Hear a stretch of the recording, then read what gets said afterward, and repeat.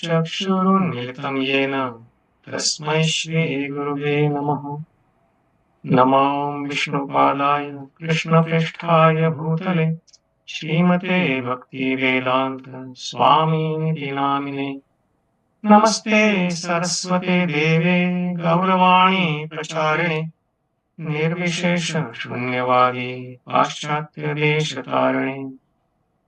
वाञ्छाकल्पतरुभ्यश्च कृपासिन्धुभ्य एव च पतितानां पावनेभ्यो वैष्णवेभ्यो नमो नमः। जय श्री कृष्ण चैतन्य प्रभु नित्यानंद श्री अद्वैत गदाधर श्रीवासादि गौर भक्तवृंद। हरे कृष्णा कृष्ण कृष्णा हरे हरे, हरे राम राम राम हरे हरे। मूकं करोति वाचालं पङ्गुं लङ्घयते गिरिं यत्कृपातमहं वन्दे श्रीगुरुं दीनतारिणं परमानन्दं माधवम्। Hare Krishna, we are doing this, so let me share my screen.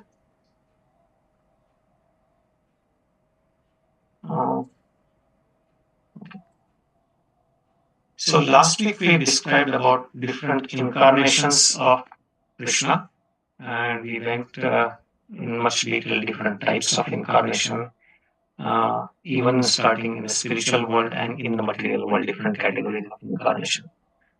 Now in this verse, Brahmaji offers him, he's continuing to offer him prayers, and he glorifies his effulgence, and how in his effulgence there are innumerable universes and innumerable planets there. So, and it is, the verse goes like this: Yasya prabhā prabhavato jagad-aṇḍa-koṭi koṭiṣv aśeṣa-vasudhādi vibhūti-bhinnam tad Brahma niṣkalam anantam aśeṣa-bhūtaṁ govindam ādi-puruṣaṁ ahaṁ bhajāmi. There it says, I worship Govinda, the primeval Lord, whose effulgence is the source of the non-differentiated Brahman mentioned in the Upaniṣads. Being differentiated from the infinity of glories of the mundane universe, appears as the indivisible, infinite, limitless truth. It's very deep actually. So what he's saying here is yasya prabhā. So prabhā is his effulgence.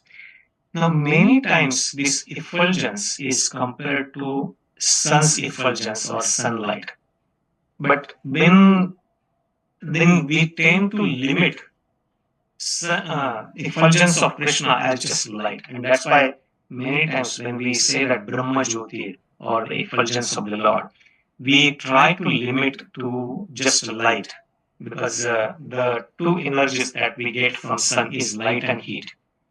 But when here we hear about the Brahman effulgence or Brahma Jyoti or Prabha here, yasya Prabha, it is not necessarily only light and heat or that kind of effulgence. Actually, it is said that parasya shaktir vividhaiva shruyate swabhavike jnana bala kriyacha. So para, or the Supreme Personality of Godhead, his energies are unlimited. Parasya shaktir vividhaiva, and they are of different varieties. There is no limit to his energies. So even though they are broadly categorized as material energy and spiritual energy, and the spiritual energy we further categorize as the spiritual and marginal or tatastha shakti. But that effulgence is not necessarily comparable only with light. It is only for our understanding. Many times that example of sun and sunlight is given. So his energy is variegated. There are different types of energies, and we see that the different energies that Krishna explains in the Bhagavad Gita itself. He first says that Bhumirapo analo vayu ham mano buddhirevacha ahankara iti yamme bhinna prakritir ashtada. So first he describes these material energies, and they are also of 8 different types. And these are 8 broadly categorized. First he describes as first 5 gross elements, the earth, water, fire, air, ether, and 3 subtle elements, mind, intelligence, and false ego. And these he says are my separated, bhinna, material energies. And then he says that aparayam tikastanya prakrutim viddhimepanam jivabhutam. So these, the energies what I have described you are apara. Those are the, or Prabhupada uses word uh, insignificant or the inferior. But there is something superior energy of mind, that is Parashakti. And what is that? Those are the living entities which are trying to exploit or use these all material energies. So Brahman is a combination of all these energies. The effulgence, when we see, that is everything that includes it, that is all included in that Brahman. All these energies. And here it says that prabhavato, which excels the power of what? And in that power, what does it create? Jagad-aṇḍa-koṭi koṭiṣv. Unlimited numbers of universes are created in that effulgence. And in those universes, there are aśeṣa-vasudhādi. Vasudha means planets. So even our earthly planet is called Vasudha. We always, many times we hear the term Vasudhaiva Kutumbakam, that this whole earth is one family. That's the teaching what we get from Vedic literature, that whole earthly planet, this whole world is one family. That's family of Krishna basically. So, but like this, there are unlimited numbers of planets in each and every universe. So aśeṣa-vasudhādi, vibhūti, and they are with full of opulence, different types of vibhinnam. They are not same. Just like many times my son uses a word when he sees a community built of same houses, is cookie cutter houses. They are all look same. There are 3 or 4 plants, and then all the houses look exactly the same. So these planets are not like those cookie cutter planets. These are of different varieties. Even in this universe, the planets what we experience are of different varieties. And not only different planets, but even on this planet we go different places. There is different varieties of life, varieties of environment. There's so much variety in this. And even the living entities of different varieties, there are different bodies, different forms, so many created, 8.4 million that we heard so many times. So all this inclusive is that prabhā. When we talk about prabhā, when we think about energy, this all is included in that Brahma Jyoti. And that Brahma Jyoti is said to be the effulgence outside. We learned about the Viraja river or the Karana ocean. That Karana ocean is covering the spiritual world, which is the Tripada Shakti of Krishna. And beyond that is the material world, which is Ekapada Shakti, or Krishna says Ekam Shena Sthito Jagat.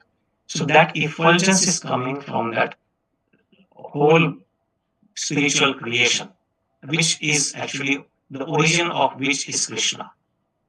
And tad Brahma niṣkalam ananta aśeṣa-bhūtaṁ.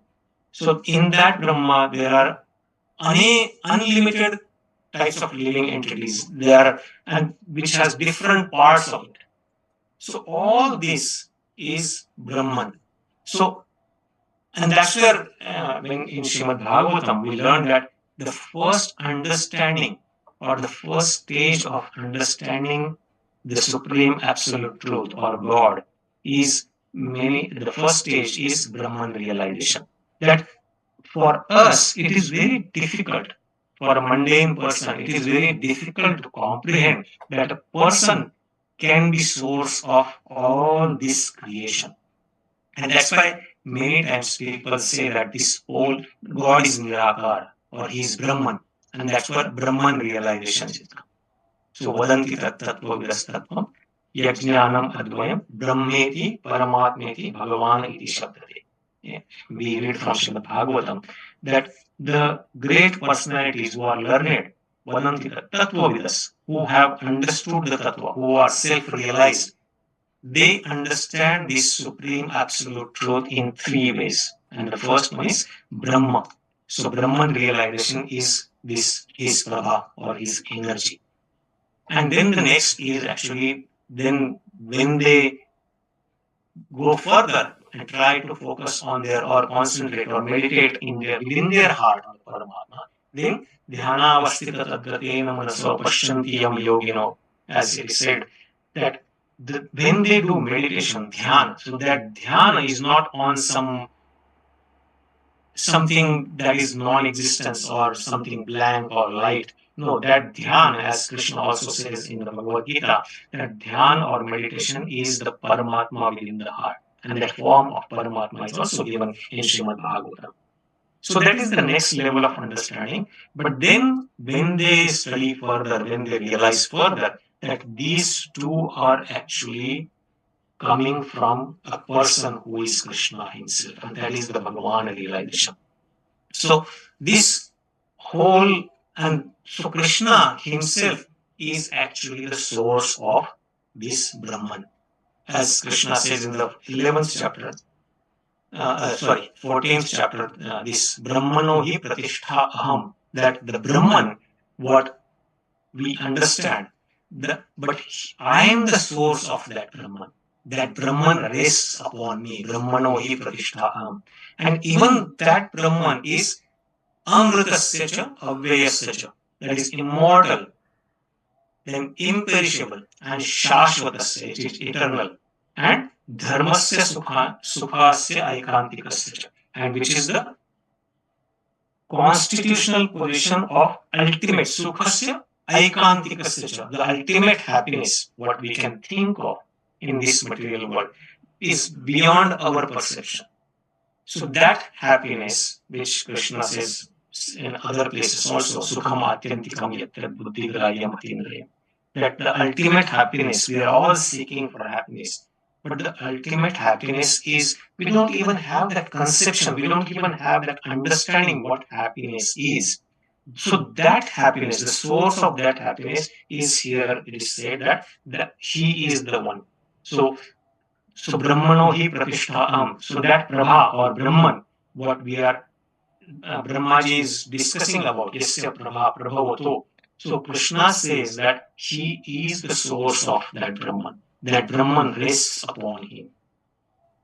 So again, to get a little bit deeper understanding of that Brahman, when Krishna said that he is the source of that Brahman, then what about, we talked about that all the elements, material elements and gross and subtle, they are also coming from Krishna, and that is also part of Brahman. Then the living entities are also from Brahma. What about devatas then? So he says in the 10th chapter, Name vidusrugana prabhavam na maharshaya ahaṁ ādi-hi devanam maharshinam cha sarvasha.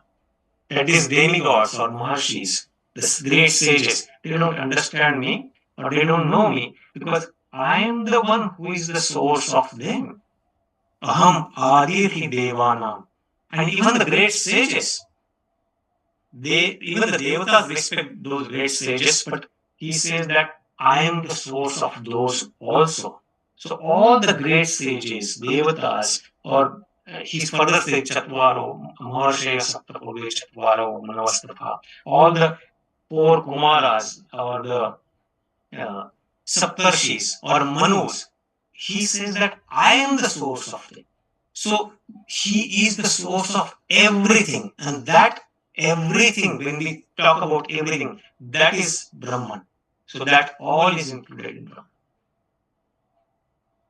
So, and then he says eventually in the Chatushloki Bhagavad Gita that Aham Sarvasya Prabho Matta Sarva Pravartate, that I am the source of everything, and Prabhupada translates that when he translates the Sarvasya, all that is spiritual as well as material. So he is the source of everything that is spiritual and material. not just material or matter here, or only this creation what we can perceive through our senses, or we can understand, learn through our observation or anuman praman. No. So sarvasya is beyond our understanding. That's why Prabhupada explicitly translate that to I am the source of all that is spiritual and material. Now, when we talked about all these living entities and the material elements, but Krishna further goes and he says that the qualities of living entities, even all the qualities are created by me. So he is the source of even the qualities.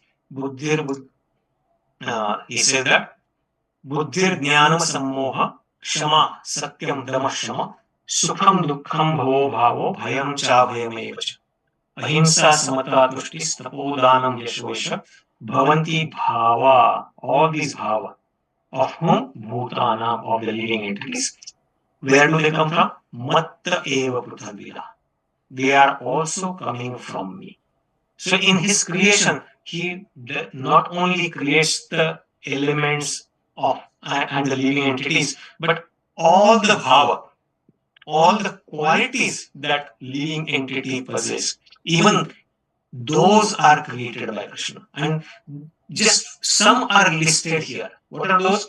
Intelligence, buddhi, knowledge, freedom from doubt and delusion, asammoha, forgiveness, then truthfulness, control of senses, control of mind, happiness, distress, birth, death, fear, fearlessness, non-violence, equanimity, satisfaction, austerity, charity, fame, infamy, all these various qualities, prithagvida, are created by me alone. There is no other creator of anything in this whole creation. He is the sole creator of everything, including the qualities.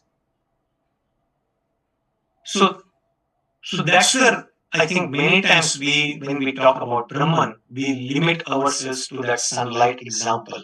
And that's what I thought we would get into deep understanding here. That yasya prabhā, when we think about Brahman, is prabhā. So that Brahman is actually many things that is beyond our conception. This is the energy. So, and as his energy is his multi-energy. Parasya Shaktir Vividhaiva Shruyate. There is one more verse actually which I saw and which was also goes much deeper again like this, where he explains in the Srimad Bhagavatam 11th canto, when he is describing his qualities to Uddhava in Uddhava Gita. So he explains again the similar thing, giving more details of all his creation and how one can know him. When we try to know him, not just Krishna, but everything is included. When we say Krishna, everything is included in Krishna. So his effulgence and everything and all these qualities. So here he says to Uddhava, Prithvi Vayurakasha, Apo Jyotir Aham Mahan. So all the subtle forms of the elements. Then Vikara, all the real subtle, the gross elements. Purusha, the enjoyer. Avyaktam, the Mahatatva, which constitute of Rajas Sattva Tama Param, of the three modes of material nature. Aham Preta, Ahameta Prasankhyanam Jnanam Tattva Vinishchaya. And of this, the knowledge, even the knowledge about this is, he said, that coming from him. So he says here that I am form. So form is the quality of the element fire. Then aroma, which is the quality of earthly element. Touch is the quality of the air element. Sound is the quality of ethereal element. So all these, and taste is the quality of the tasting buds or the rasa, the element of water. So all these plus ahankara, false ego, the mahat tattva, earth, water, fire, air, and sky, the actual elements, vikara, and that living entity, which is here mentioned as Purusha, because the living entities are trying to enjoy, that's why it is sometimes referred to as Purusha, the material nature, Prakriti, and the modes of goodness, passion, and ignorance. Even the modes are coming from him, and the transcendental Lord. All these items, along with the knowledge of their individual symptoms and the steady conviction that results from them, from this knowledge, represent me. So this everything is Krishna. So when we say Krishna, everything is included. Krishna as a person, Krishna as a Paramatma, Krishna as Brahman, and all these qualities are included in that. So that's how we can understand the magnanimity of even the word what Krishna means. And as we learn, Krishna and his name are non-different. They are the same. So Krishna, when this everything represent Krishna. So that's what this Brahman, when we talk about yasya prabhā. So Krishna and his effulgence is all inclusive. And that's why when a self-realized person, when he sees everywhere, Krishna mentions that he sees everything in me and every me in everything, or everywhere he sees basically he sees me. So we'll read the purport a little bit and then we can take some reflections. So what Srila Bhaktisiddhanta Saraswati Thakur writes here is, the mundane universe created by Maya is one of the infinite external manifestations accommodating space, time, and gross things. So this whole Maya, which is the external manifestation which accommodates space, time, and all the gross things, is just one of the infinite external manifestations, just one energy of his many energies. The impersonal aspect of Godhead, the non-differentiated Brahman, is far above this principle of mundane creation. So even the Brahman is far higher than just this mundane material creation. But even the non-differentiated Brahman is only the external effulgence emanating from the boundary wall of the transcendental realm of Vaikuntha, displaying the tri-quadrantal glory of Govinda. So tri-quadrantal energy or the Tripada Shakti is the spiritual world. And that is, we learn in the beginning of the Brahma Samhita, is surrounded by that Viraja river, which is also referred as Karana ocean. And that boundary, the effulgence coming from that boundary is here only the external effulgence emanating from that boundary wall. That's what is referred here as the Brahman, non-differentiated Brahman. And the non-differentiated Brahman is invisible, hence is also one without a second, and is infinite and residual entity. So this is the Brahman. So even the Brahman realization, sometimes we say that, oh, Brahman realization is nothing, Bhagavan realization is the highest. But even Brahman realization is a very for very elevated personalities, and the ananda one can get is Brahmananda, but then the ananda or the bliss of devotion is much higher, even beyond that Brahmananda. So that's what I wanted to share today. So we still have 5 minutes, so we can take some reflections or thoughts or questions. Thank you very much. Hare Krishna. Yes, Surya Mataji. Hare Krishna. Jai Krishna Prabhuji, Dhanavad Pranam, Krishna Prabhu. Thank you so much for very nicely explaining the scope of Brahman. Usually we don't understand how exhaustive is Brahman. So Brahman, as I understood till now, was the effulgence. But effulgence emanating from the Lord's feet, or here we read that it is the effulgence coming from the boundary wall of the spiritual world. So, but you explained so well elaborating. It includes all the energies of the Lord, and also different verses you quoted, which gave the gave us a glimpse that why it is told that wherever you see it is Brahman, because it is all part of the energies of the Lord. The so what we call Brahman. My question here is, here in many places it is mentioned non-differentiated Brahman. So non-differentiated Brahman in the sense of what is it non-differentiating from? Another thing is last part it mentioned infinite and residual entity. So residual entity, what does it mean?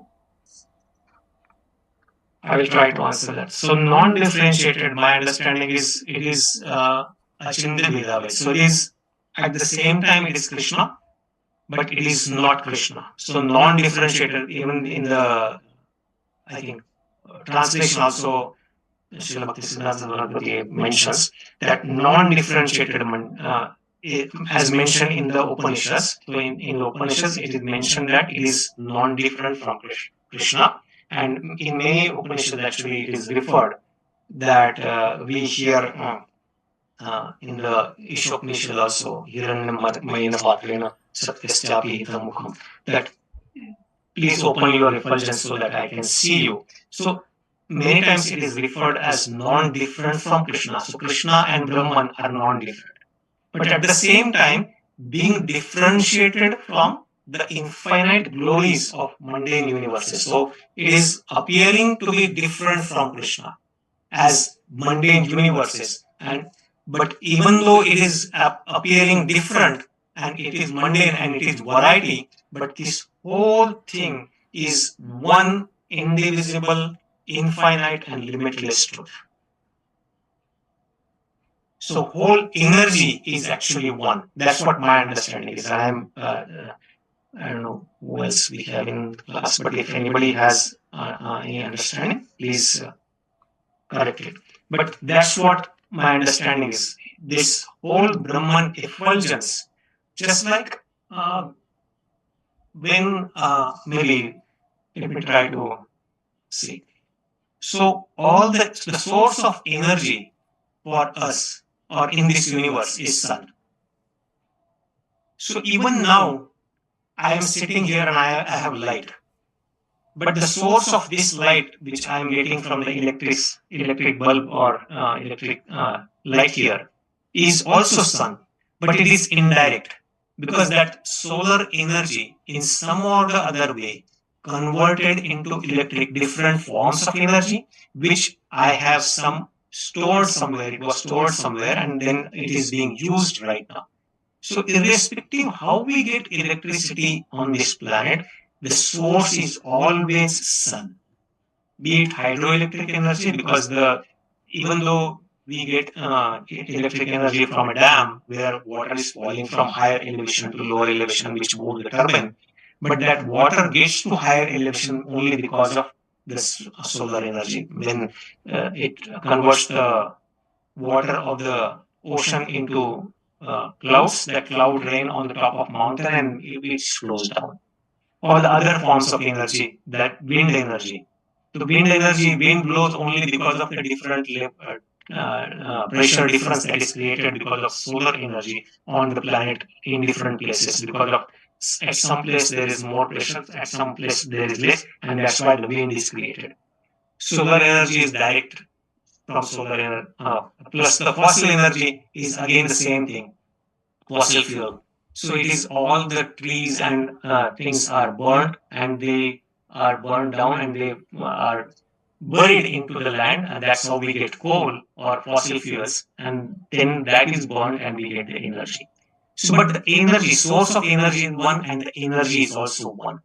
So, in the same manner, here in this universe, there are different varieties of things we see around us. But the source is one. And that's why it is indivisible, infinite, limitless truth. And that's what I understood this is, and which is infinite because we are beyond our understanding. We cannot put a limit to it. So that's what my understanding is. And residual, let's see what. The translation of residual is remaining after the great part of quantity has gone. The withdrawal of residual occupying forces.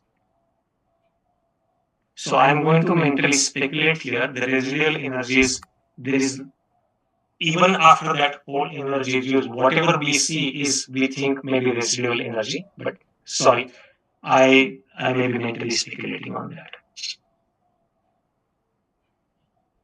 I don't have direct answer for that much. Prabhuji, you can ask Brajajivan Prabhuji if possible. I think he's in listening mode. You can ask. I mean, you can text him if you possible. Are you available, Brajajivan Prabhu? He's listening, so. Yeah, he's listening mode. Hare Krishna Brajajivan Prabhuji.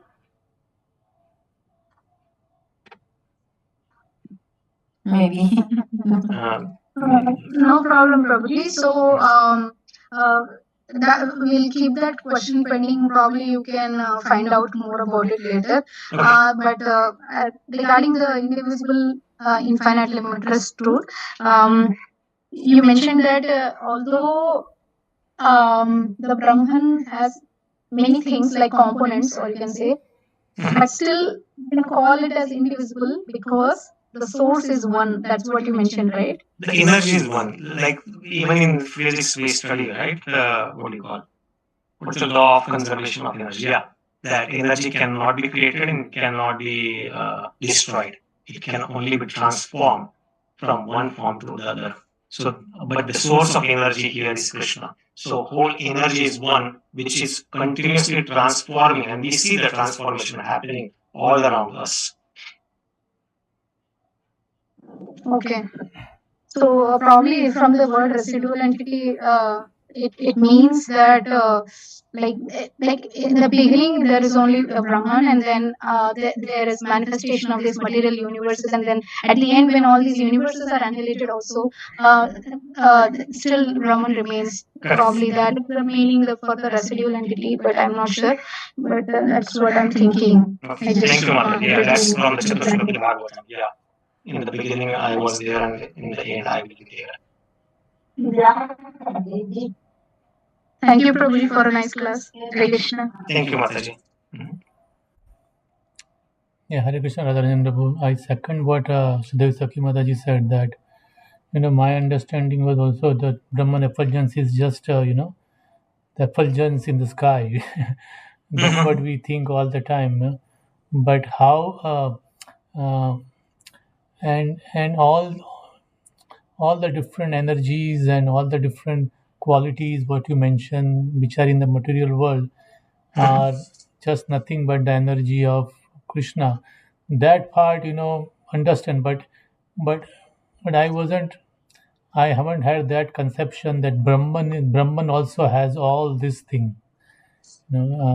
So yeah, so even Brahman realization is one of the very high level of realization actually.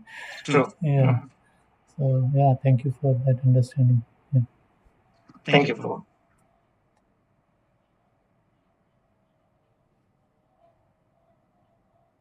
So it's 9:34. So if there are no more questions, we can stop here today. Thank you, Prabhuji. Prabhu, you can stop recording, but I had that question from today's reading.